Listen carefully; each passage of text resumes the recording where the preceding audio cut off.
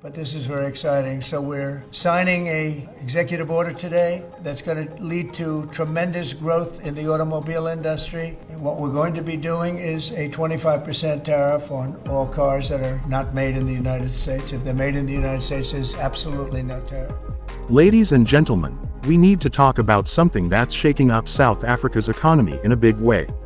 And no, it's not another power outage courtesy of Eskom. This time, it's Uncle Donald and his love for tariffs.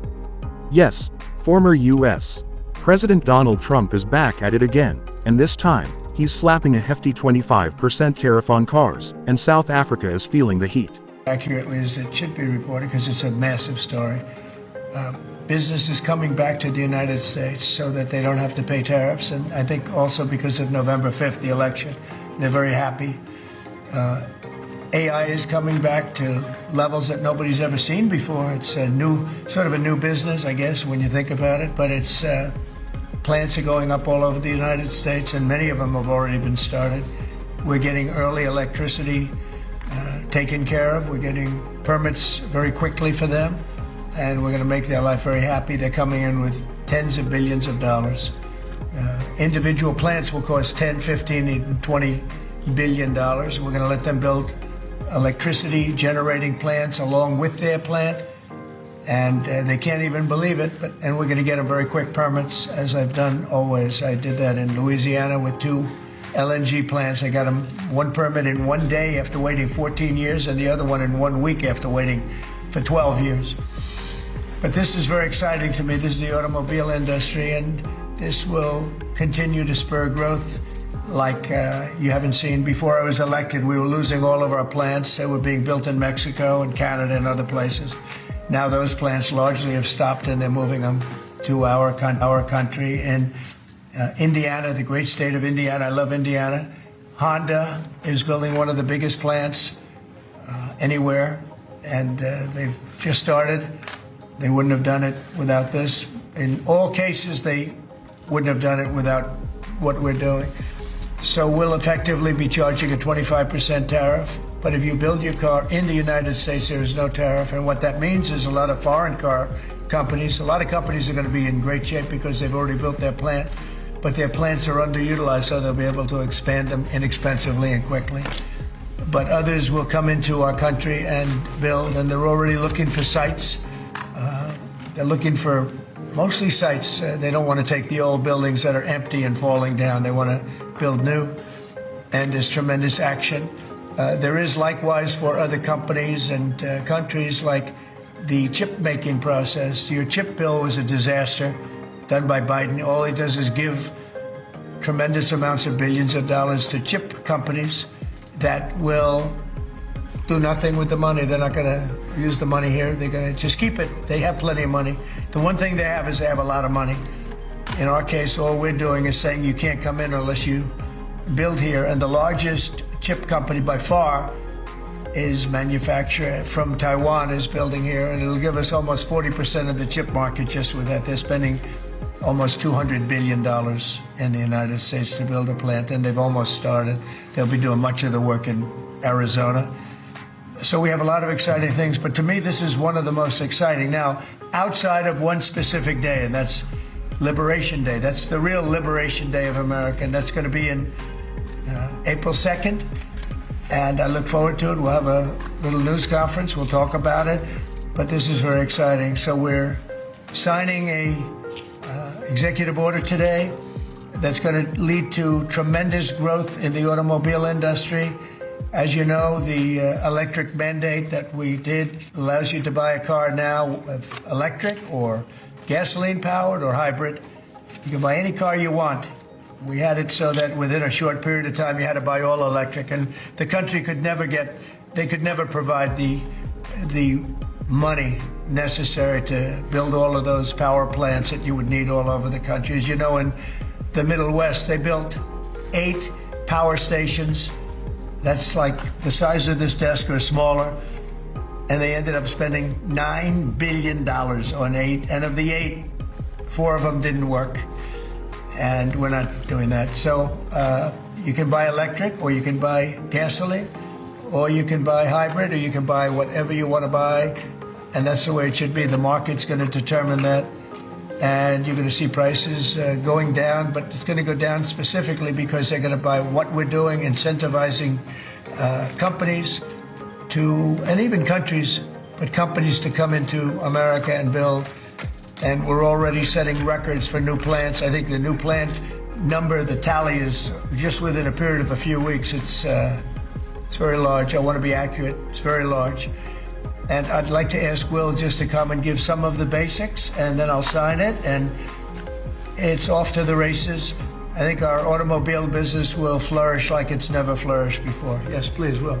Thank you, sir. As you stated, we've prepared for your attention a proclamation imposing a 25% tariff on foreign-made cars and light trucks. This is in addition to tariffs that are already in place on those goods. In addition to, as you said, spurring increased domestic manufacture of cars and trucks, we expect that these tariffs will result in over $100 billion of new annual revenue to the United States of America in tariff revenue. Be very fair. We're going to be very nice, actually. We have not been treated nicely by other countries, but we're going to be nice. So I think people will be pleasantly surprised, but it's going to make our country very rich because we're the piggy bank that everybody steals from, and they've been doing it for many years, for decades, so we're not going to let it happen. So, but we're going to treat people very nicely. We're going to treat other countries very, very nicely, and I think it's going to have a very positive effect on everybody, including those other countries. So I'll sign this, and we will see you again on April the 2nd. In terms of this, it's going to be another round, and it's about making America great again, making it strong and prosperous again. Thank you very much. Now, before we get into the nuts and bolts of what this means for South Africa, let's rewind a little. Trump has always had a thing for tariffs. Remember his trade war with China? His whole America First mantra? Well, it seems he's still on that wave, and this time, he's targeting the global auto industry. And guess what? South Africa, a country that exports thousands of vehicles to the US, just got caught in the crossfire. Why is Trump doing this? Good question. According to Trump, this tariff is meant to protect American jobs and manufacturers. He wants to make sure that Americans buy American-made cars, and if foreign automakers want to sell in the US, they better cough up extra cash. Sounds patriotic, right? Well, not really, because this kind of move has ripple effects that stretch far beyond US borders. South Africa is one of the biggest car manufacturers on the continent. Brands like BMW, Mercedes-Benz, Ford, and Volkswagen have massive production plants in SA, assembling vehicles that get shipped off to places like the US. So when Trump suddenly decides that imported cars need a 25% price hike, you can already see the problem. How this hurts South Africa. Now, let's break this down into simple economics. If South African-made cars become more expensive in the US market, Americans might start buying fewer of them. And if demand drops, what happens to the factories back home? That's right. Less production, possible job losses, and a major economic headache. South Africa's automotive industry is the cornerstone of its economy. It contributes about 6.4% to the country's GDP, employs over 100,000 people directly, and supports countless others in related industries. A hit like this could be devastating, especially at a time when the country is already dealing with sky-high unemployment rates and economic stagnation. And let's not forget about the supply chain. The auto industry isn't just about assembling cars, it's about the countless small businesses, suppliers, and service providers that keep the wheels turning, pun intended. If production slows down, these businesses take a knock too. Could South Africa retaliate? Now, some of you might be wondering, why doesn't South Africa fight back? Slap some tariffs on American goods and call it even. Well, that's easier said than done. South Africa, unlike the US, doesn't have the economic muscle to engage in a full-scale trade war. Plus, let's be honest, our economy is already struggling, and the last thing we need is a diplomatic spat with a superpower. Instead, South Africa is likely to take the diplomatic route. The government, through the Department of Trade, Industry and Competition, is already engaging with US officials to see if some kind of deal can be struck. Maybe exemptions, maybe negotiations, who knows? But one thing is for sure, the ANC-led government will have to tread carefully here. what this means for you. Alright, let's bring this closer to home. What does this mean for the average South African? Well, if you work in the auto industry, this could impact job security. If you own a business that supplies car parts or services automakers, you might feel the pinch.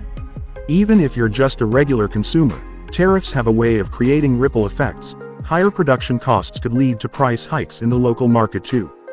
And for those dreaming of buying a brand new BMW or Mercedes, well, let's just say that dream might come with a bigger price tag in the near future.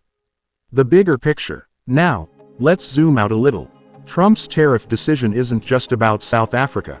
It's part of a broader global trend where countries are becoming more protectionist. We've seen it with Brexit, we've seen it with China versus the US, and now South Africa is getting its taste of economic nationalism. The real question is, how does South Africa position itself in this new world order?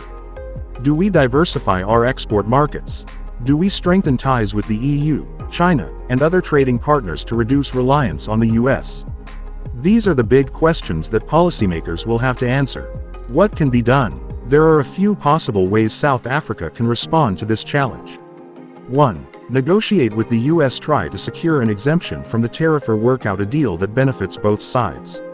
2. Look to other markets. South Africa already exports cars to Europe, Asia, and other African countries. Maybe it's time to expand those relationships even further. 3. Boost local demand. If export markets become uncertain, increasing domestic consumption of locally made cars could be a way to keep production stable. 4. Innovation and competitiveness. South Africa could invest in high-tech manufacturing to make its cars even more competitive globally. Final thoughts. At the end of the day, this tariff is a curveball that South Africa didn't need, but it's here. How the country responds will determine whether this is just a temporary setback or a long-term blow to one of its key industries. So, what do you think? Is this just another one of Trump's trade war antics, or does South Africa need to rethink its economic strategy? Drop your thoughts in the comments below, and let's get this conversation going. Until next time, stay informed, stay engaged, and most importantly, support your local economy, because you never know when global politics will come knocking on your door.